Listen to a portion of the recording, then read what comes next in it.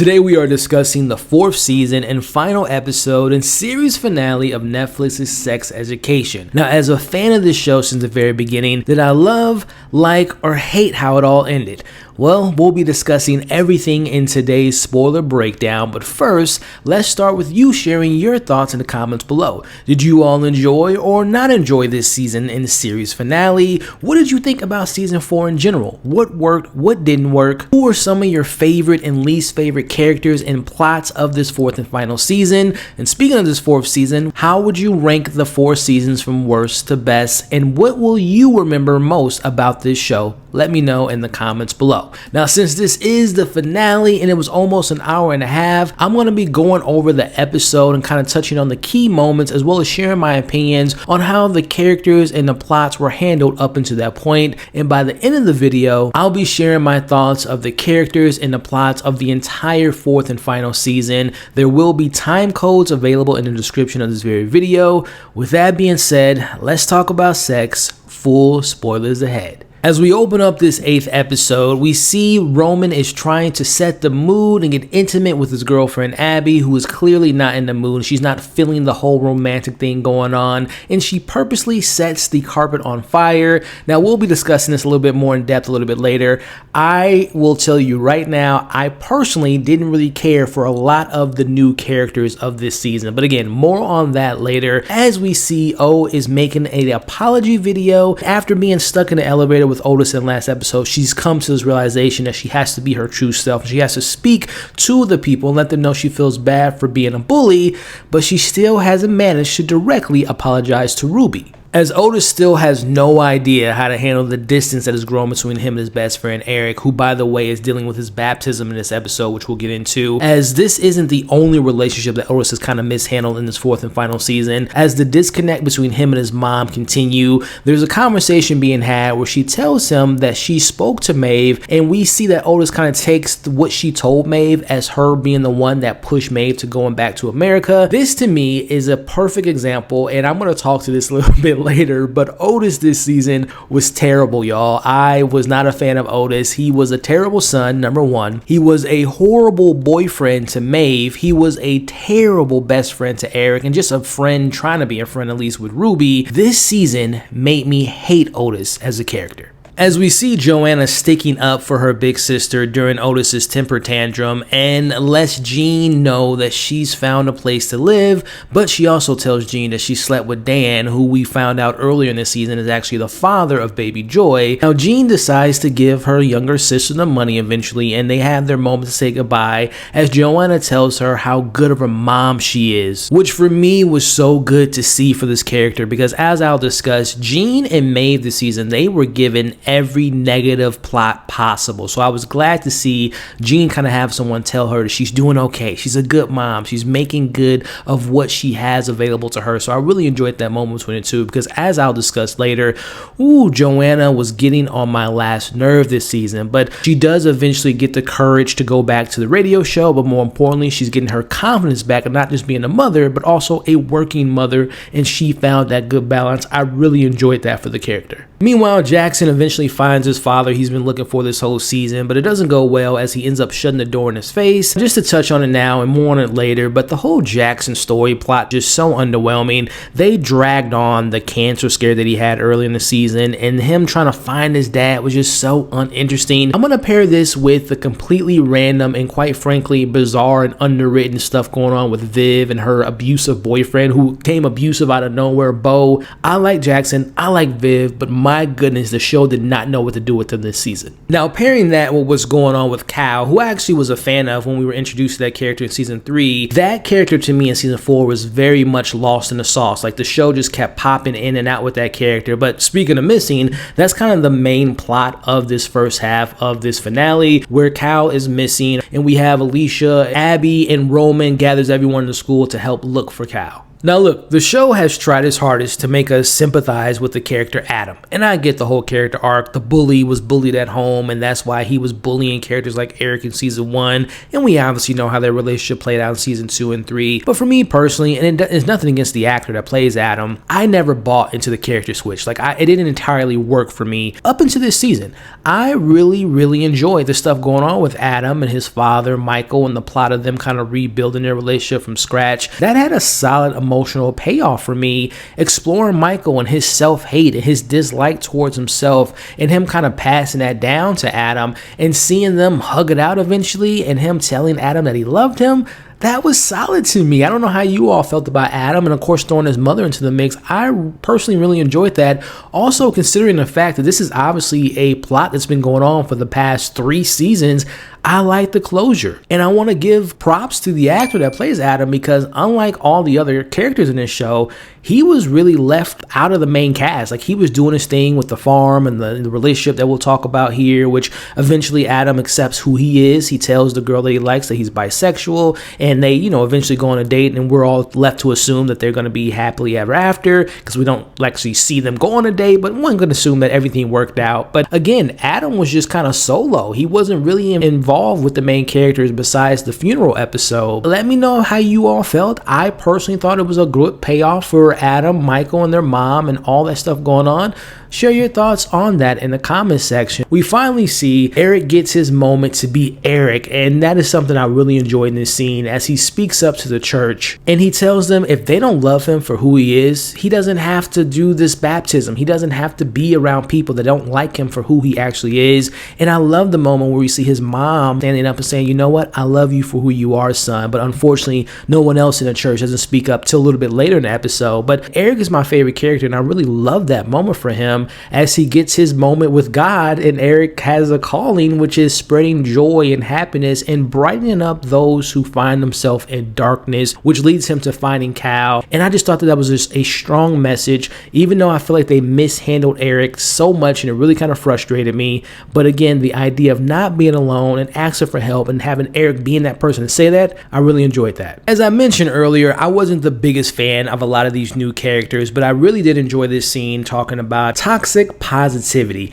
as we see Alicia and Roman confronting Abby based on the advice that they got from O and not Otis, as they tell each other some things that they really don't like about each other. Now, one of the biggest reasons why I wasn't a fan of those 3 characters, Alicia, Roman, and Abby, is just because positivity. I'm not like sharing their actual emotions was just so annoying to me. So again, going back to what I liked about that scene, being truthful to one another was like the best scene that I saw from them this entire season. Cut back to what's going on with Cal. We go back to the mall where Ruby finds the footage that can help them find Cal. We have Otis searching in the trash, and this is where they have the moment where O finally apologizes to Ruby about what happened when they were kids. I'm not gonna lie, as I'll talk about later, wasn't the biggest fan of O. Let me know if you all were satisfied with that apology. I thought it was kind of half-assed. I didn't really feel like it was authentic to what the moment was trying to build up to. I'm a Ruby fan, as I'll talk about later, but let me know if you all were satisfied with that apology from O, and let me know in general if you were a fan of that character Sarah, aka O. Now, back in America, Maeve gets the good news that her friend that ended up getting the internship gave her pages from her book to a publisher, and they actually liked it and they want to read more.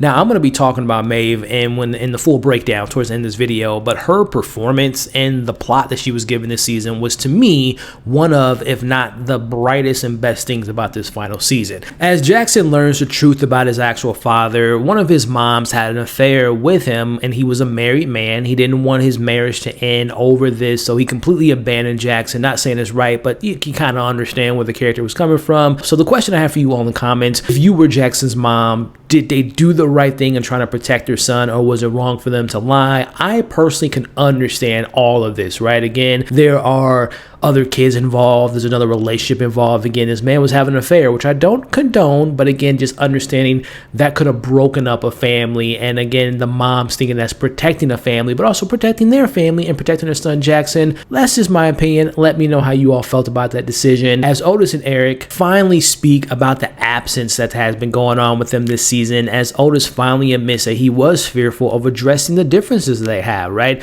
The different lifestyle that Eric has, him being black, which they don't talk about at all in this show, which is sometimes very frustrating. But again, Eric does have the assurance from Otis that he wouldn't survive without Eric. Gets invited over to Dressed Up for the fundraiser, which is obviously a callback to earlier this season when we didn't have Eric and Otis hanging out when he went to that party. So it was a nice callback. I like to see them on the same page because they are really good friends when Otis isn't being an asshole. Now, as I said earlier, I'll be the first one to tell you all, I did not like Gene's sister at all. I just felt the character was just so poorly written and flat out annoying. But I did like the moment with her calling in to Gene's show and discussing what happened to her, as we got that flashback episode where we saw the young Gene and young Joanna when she was 12 and that man was touching her. She talks about that time when she was 12 and Gene suggesting to acknowledge the situation and not to run away from the issues, and she isn't alone. Again, I love that theme of, again, you don't have to tackle your issues alone. Again, I know it can be, especially something like this, a 12-year-old being sexually assaulted and abused, that's not an easy topic you want to share with everyone, but your close ones, and especially knowing that her sister is a therapist and can walk her through and help her through this process. I really did. That's probably the best scene for Joanna for me, because like I said, my goodness, she was annoying. Now, while I mentioned you have characters like Maeve, who I really enjoyed, and I love Eric, but another standout for me is Aimee, and I really enjoyed the closure she got with the situation with the jeans and the assault plot that goes back to a few seasons. That was a really good payoff for me. But again, speaking of Maeve, she has her closure with the teacher who she really admired, and we know that he told her very early on, I think it was episode 2, that she wasn't a good writer, blames it and says that, I only told you that for you can be a better writer. The line where she tells him, your words hold a lot of power, especially from where she comes from, and him not being the gatekeeper of her dreams. Yes, Maeve, you are a poet, and I know it. She is such a great character to me, and I really love that scene for her, because between, like I said a little bit earlier, Gene and Maeve this season had some stressful moments, some very dark moments, as we'll talk about with her losing her mother. That was just such a great closure for the character, and I just love the confidence. We don't really see Maeve with a lot of confidence in this show, and I really love that moment for her. Now, I don't want this to sound insensitive, but it's nothing to do with the message behind what's going on with Cal, which I really enjoyed, but the performance just seems so flat to me, as we learn that they decided to give the money to Cal for they can get their top surgery, and they accept the money, but they won't be attending the event, which is 100% fine, and I understand everything that Cal was going through. They didn't want to be around a ton of people. Makes sense. Again, their performance this particular season just didn't work for me. Like, honestly, the way that the show kind of handled the plot with Cal just felt off, because nobody cared for Cal besides and what happened with Jackson? That plot went absolutely nowhere, where Jackson was obviously going through him being denied by Cal, and their friendship didn't go anywhere. I found that to be very odd, the way they handled that. And again, just in generally speaking, Cal, I love the message. I applaud the message, but I just feel like it was handled and was kind of forgotten about. It's a lot. That's a theme of this season. It seems like there was just, as I'll get to, too many things going on. Now, as we get to some of the final moments here at the actual event, they seem to have raised a lot of money, which was great. We see Connor wins the student counselor position, but he declines the position, which gives it to Otis because he was a runner-up. He declines it, and he ultimately gives it to O. But as we know, the students don't approve of this, because obviously everything that was going on with O, her being a bully, they don't stand for bullies at this school. But we have Ruby, who MVP, love Ruby. She speaks up for her on stage and admits that the college unlocked this ability for her to care and to be a better person. I'm a Ruby fan through and through, and I'm just going to say this right now. Ruby, to me, remains to be one of the most underrated characters of this show, and her actual arc from season 1, where we met Ruby, to the finale of this 4th season, is, to me, without a doubt, the best plot and character arc of this entire series. But my favorite moment of this finale, or one of my favorite moments, this moment here, you see Otis goes up to her, is like, hey, I'm sorry for being a jerk, and can we be friends? And when she says, you know what, Otis, I have friends, no thank you for doing that for Ruby, because my goodness, Otis, you missed out on a good one. Shout out to Ruby. As we see the pastor from Eric's church eventually comes to the event with his family, and they want to be more exclusive, which is very great. We wrap up the show with Aimee feeling more comfortable and intimate with kissing Isaac, which I'm not gonna lie, wasn't the biggest fan of Isaac when we first met him, but I really kind of liked them as a couple.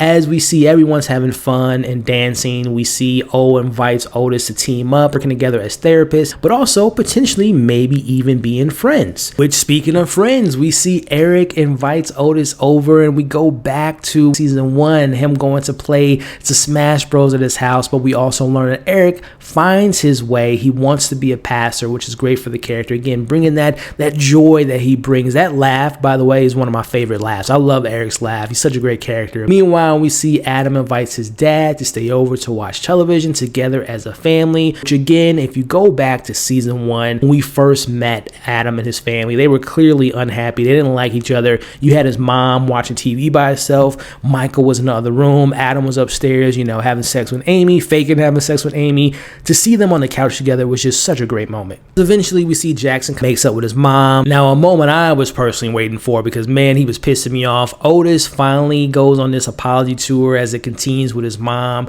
He's been an absolute nightmare to her this season, as they get a knock on the door, and it's Dan, and we don't see the scene, but we're left to assume that Gene told Dan that he's actually the father of Joy. As we wrap up with Otis reading a letter from Maeve about their connection that they made, and she thanks him for helping her not being alone. As we know, they broke up in the previous episode, but she thanks him. Really enjoyed that letter that Maeve wrote, as she ends with saying, "Thank you for everything, dickhead," which is obviously a callback to the first season. As the camera pans out, we say goodbye to sex education. So overall, this season was, to me, the worst of the 4, without a doubt, but I'm going to get to some positives before I get into my overall negative thoughts. I did enjoy Maeve's journey, like I said, throughout this breakdown. Her coming out on the other side, dealing with the death of her mother, which was pretty sad in my opinion, to going back to America. Don't know what happened to her brother Sean. I personally don't care, because he was a prick to me, but I really enjoyed what Maeve went through this season. The acting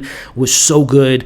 But also, let's talk about Aimee for a second. She's come such a long way, right? She goes from being the not so smart character to kind of forgettable character to sometimes saying something funny every now and then to seeing the switch. And honestly, I think she's the heart and soul of this show, and such a strong character and just so kind. Her story of overcoming, being assaulted, and the relationship she ended up having with Isaac really kind of came together for me. Now, talking about my favorite character of the show, which is Eric. I love the character so much. He got to find himself. He got to be comfortable in his own skin as a black gay man, and in happiness for others. And he brought me happiness throughout these 4 seasons. Even though the show, sometimes I feel like they didn't know how to write the character and they forgot about the character at points, but it's the performance and it's the enduring nature. It's the laugh, it's the care, it's the happiness. I didn't like the journey that Eric went on this season, but I liked the end result. Now, Jean has always been one of my favorite adult figures in this show, and I like the closure she got in this season of being a working mother and what comes with that and finding her confidence. But the only thing I will say,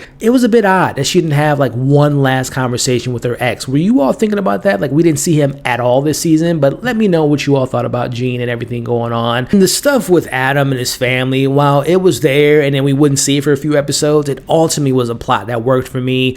Speaking of work for me, Ruby, big fan of that character. I said it, I think she has the best arc of the show. I really like where she in it, and honestly, I would have loved if they would have given her more than just being the campaign manager for Otis and always chasing Otis around this season, because she just deserves so much better. So again, shout out to Ruby. I've always appreciated the themes and the important topics the show covered, and this season focusing on inclusion, fighting self-worth, bullying to make yourself feel better, self-identity, positive yeses while engaging in sex. So just to name a few of them, while some of them might have felt rushed or resolved too quickly, I have always said that I appreciate the show just bringing these conversations to a larger audience. One more thing I want to bring up, my favorite episode was probably episode 6, which involved the funeral, and that was just like a really good emotional episode, especially for Maeve. So, all right, time to get into my main negatives, and I just want to get the big one out of the way first. By the end of this show, and I've been saying this since probably season 2 into season 3, there there are just too many characters. Not enough time to really flesh them out and their stories.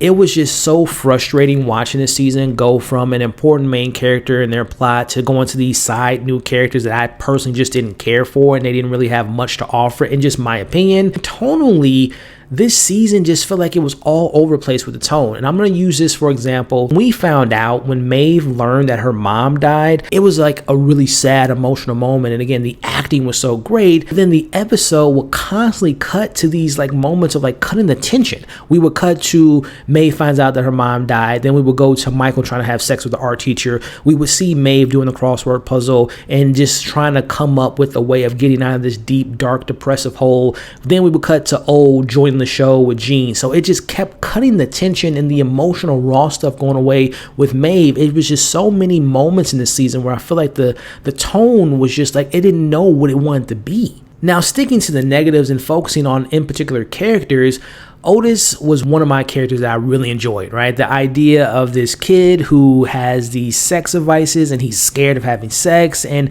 he's just a character that I just found to be like, that was just like an interesting hook for me, but it wore off after a while. Like, I say that this show has like one main character because I feel like it's an ensemble cast, and there's a little bit too many characters if you ask me, but if out of all the characters, you can probably say that Otis and Maeve are probably the two main characters. And the biggest issue I have with Otis, and it really shows in this season, he's one of the most, if not the most uninteresting character of the show. So to focus so much on him, the campaign stuff, the beef he has with his mom and Ruby and Maeve, that stuff to me, he's so uninteresting. Like, they make him interesting. He by himself, he's not an interesting character, at least for me. He wasn't always easy to kind of root for. I still liked him in the first 3 seasons. Season 4, I hated the character. Like I mentioned it, the way he treated his mom was terrible. The way he treated Maeve and Ruby and his best friend Eric was just, it was such a turnoff for me in this character, and I'm glad he didn't have a happy ending. I was not an Otis fan this season. Like, he was my least favorite main character of this 4th and final season. Now, while Abby was nice and befriended Eric, I thought her, Roman, and Alicia were just so annoying, and I didn't like whenever we would cut to them because, again, I just didn't care for them, their relationships, and their stories at all. Now, speaking of annoying, I think the most annoying character, like side new character, has to be Joanna. 99.9% of the time, she was just so on my nerve all the time, except for when she did apologize to her sister. She kind of lifted her sister up when she was in that dark mood and kind of being there as an auntie at points, but overall, I was not a Joanna fan for 99% of this season. Sarah, aka O, I didn't care for her. The back and forth with her and Otis, the super late lame apology to Ruby, I didn't really care for. Her accent was cool, but I wasn't a Sarah fan, y'all. I'm not gonna lie. The America stuff with Maeve, it felt like it was underwritten. It was just like the relationship she had with her teacher wasn't earned. Like, I like Dan Levy, but I didn't really like his acting was off. Didn't really like that character.